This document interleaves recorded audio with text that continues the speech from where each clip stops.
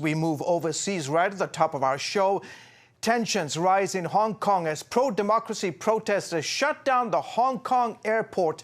It happened at East Asia's third busiest airport. 200 flights were cancelled Sunday.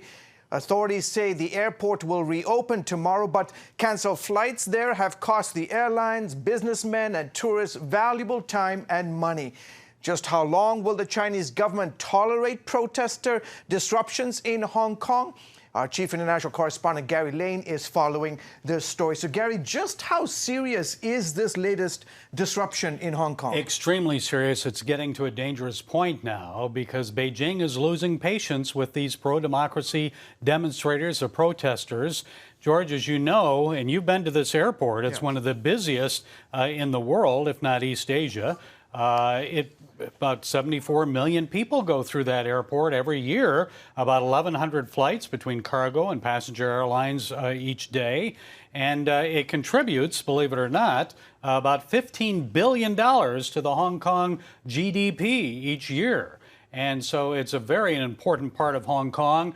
They shut it down. And that costs perhaps eventually tens of millions of dollars. So to that very point, why did the pro-democracy demonstrators take their protests to the airport, knowing just the facts you just laid out? Well, because just what I laid out, they know that it is a very important part of Hong Kong. It's important to mainland China. They want to get attention. And what better way than to shut down the airport?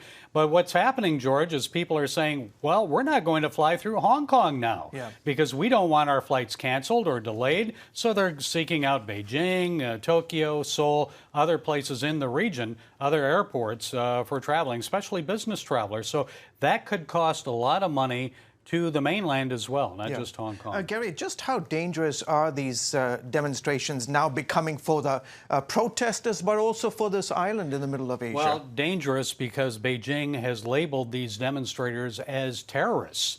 They also say, look, they're an existential threat to Hong Kong, and the Hong Kong government needs to be resolute in addressing violence and these protesters. It's been going on now, George, for over 2 months. It started June 9th, and Beijing's patience, like I said, wearing thin, so we'll see what happens here. I'm curious, why do the pro-democracy protesters what do they want, and why isn't Beijing budging at this moment? Well, number one, they want to see Carrie Lam, the chief executive of Hong Kong, resign. They want her gone.